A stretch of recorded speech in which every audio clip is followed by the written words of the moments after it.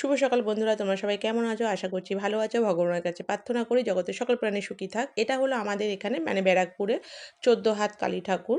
১৪ হাত কালীর তলাতেই পুজোটা হয়। আমরা ছোটোবেলা থেকেই জানতাম এটা ১৪ হাতের মানে হাত হয় মায়ের উচ্চতা। কিন্তু এখন আমরা জানি যে এটা ১৫ হাত হয়ে গেছে। কারণ আমার যতদূর শোনা কথা এটা যে মানে মায়ের স্বপ্ন দিয়েছিলেন একজনকে, তার প্রতিমা দেওয়ার কথা ছিল। সে কোনো কারণে প্রতিমা দিতে পারেনি। মা স্বপ্ন দিয়েছিলেন যে তারপরে মানে এটা একটা খুঁত পড়েছিল কোনো কারণে, সেই থেকে মাকে ১৫ হাত করে দেওয়া হয়েছে।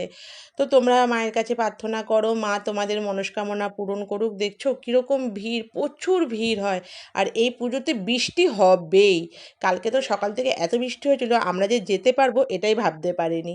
যাই হোক বন্ধুরা, তোমরা সবাই ভালো থেকো, মায়ের কাছে প্রার্থনা করো মা জগতের সবাইকে খুব খুব খুব ভালো রাখুক। মন্দিরটা ঠিকমতো তোমাদেরকে তুলে দেখাতে পারলাম না। কোনোদিনও যদি যাই